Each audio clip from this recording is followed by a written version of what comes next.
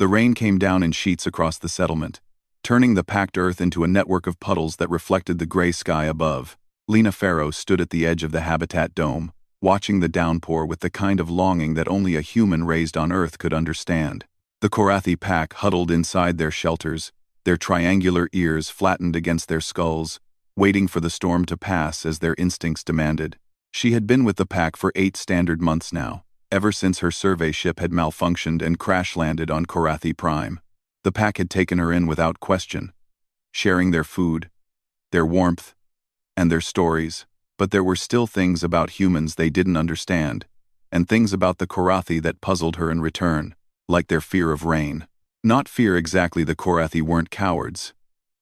They were apex predators on their world, standing nearly 7 feet tall, with powerful limbs and retractable claws.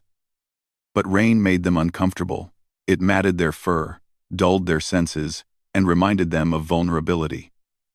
So when storms came, they waited them out in silence. Lena missed dancing in the rain. She was about to step outside when she noticed a small figure creeping toward the dome's entrance. Riku, the youngest cub of the pack's alpha pair, barely 3 seasons old, his silver-gray fur was already bristling with curiosity, his bright amber eyes fixed on the falling water. "Riku," Lena called softly, crouching to his level. The cub's ears perked forward. "Lena, friend," he chirped in his high-pitched voice, his tail swishing. "Why does water fall from sky? Is sky broken?" She smiled. The Karathi had advanced technology, starships, and energy weapons, but their homeworld had been terraformed generations ago to minimize rainfall. Most of them had never experienced a real storm until they established this colony on the frontier. To Riku, rain was alien. "The sky isn't broken," Lena explained. "It's sharing water with the ground. Every world with life needs rain, but everyone hides," Riku said, tilting his head. "Rain is danger, not danger," Lena said, standing up.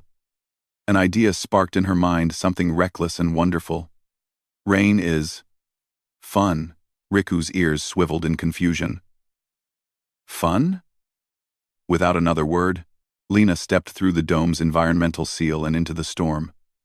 The rain hit her immediately, cold and shocking and perfect. She spread her arms wide, tilted her face to the sky, and laughed. Behind her, she heard Riku's startled yip. "Lena, friend, you are in danger water." She turned back to see the cub pressed against the inside of the dome, his nose touching the barrier. "I'm fine, Riku. Watch this." Lena ran toward the largest puddle in the clearing, a wide, shallow pool that had formed in a depression near the habitat. She jumped with both feet, landing with a tremendous splash that sent water arcing in every direction. The sound echoed across the settlement. Riku's eyes went wide as moons. "Come on," Lena called, waving him over. "It's called puddle splashing. It's a human tradition." The cub hesitated for only a moment before his curiosity overwhelmed his instinct. He darted through the seal and skidded to a stop beside her, his fur already beginning to plaster against his small frame. He looked up at her with a mixture of terror and exhilaration. "Now watch," Lena said. "You run like this." She took a few bounding steps, "and then you jump with both feet together," she demonstrated again, sending another spray of water skyward. "And you make the biggest splash you can." Riku studied the puddle with intense concentration. Then, with a determination that was quintessentially Karathi, he backed up, charged forward on all fours, and launched himself into the air. His landing was clumsy but enthusiastic, and water exploded around him in a glorious cascade. The cub surfaced, sputtering and wide-eyed, and then made a sound. Lena had never heard from a Karathi before, pure, unbridled laughter. "Again! Again!" Riku shouted, already scrambling toward another puddle. They splashed together for several minutes, Lena teaching him the finer points of technique, the running start, the proper knee bend, the victory howl after a particularly good splash. Riku was a quick study, and soon he was creating splashes that rivaled hers. That's when Lena noticed they had an audience. Adult Karathi had emerged from their shelters, standing at the edges of the clearing. Their expressions were a mixture of shock and bewilderment. Riku's parents, The alphas Torhen and Missa stood at the front of the gathering, their ears raised in alarm. The cub, Torhen rumbled, his voice deep as thunder. Lena froze, suddenly aware that she might have made a terrible cultural error. But before she could apologize, Riku bounded over to his father, soaking wet and radiating joy. "Father, father, the human taught me splashing. It is the best thing. Look." The cub ran back to a puddle and jumped with all his might. Water flew in every direction, some of it hitting Torren square in the chest. The clearing went silent. Then Torren began to laugh, a deep, booming sound that Lena had only heard during successful hunts. Misa joined in, her lighter voice harmonizing with her mates. And then, like a dam breaking, every Karathi in the settlement started laughing. "This is how humans celebrate storms?" Misa asked, approaching Lena with careful steps. "Sometimes," Lena admitted. "When I was a kid, my dad would take me outside whenever it rained. He said puddles were too good to waste." Torren looked at the puddles, then at his son, then at the rain falling from the sky. A slow grin spread across his muzzle, revealing impressive fangs. "Then, perhaps we have been wasting storms all this time."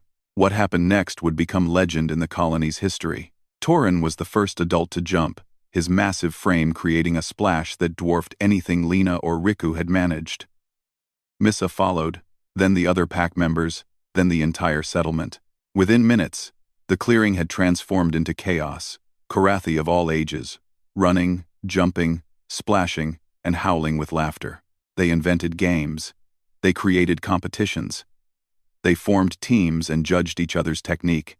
The younglings started a war of splashing that escalated until everyone was thoroughly soaked. Someone began singing a hunting chant, and others adapted it into a rain song. Lena stood in the middle of it all, water streaming down her face, watching as an entire civilization discovered the simple joy of playing in the rain. Riku splashed over to her, his silver fur darkened to charcoal by the water. "Lena, friend," he said, his voice serious despite his obvious happiness. "This will be tradition now. When storms come, we splash." "I think that's a wonderful tradition," Lena said. Torren approached, his expression thoughtful. "Humans are strange," he said. "You find joy in things we thought were only obstacles. You taught us that storms are not just to be endured but celebrated." He placed a massive paw on her shoulder. "The pack will remember this. We declare this the first storm festival, and every storm after, we will splash in your honor." Lena felt her throat tighten with emotion. She had been worried about being a burden to the pack, about whether she truly belonged. But in teaching them something so simple, so fundamentally human, she had given them something precious. "Thank you," she whispered. The rain continued to fall. But now it fell on a changed people. A pack that had learned from a human that sometimes the best response to a storm wasn't to hide but to dance in it. And at the center of it all, a small cub named Riku jumped in puddles, leading his people into a new tradition that would outlast the rain, outlast the season, and become part of who they were, all because a human showed him how to splash.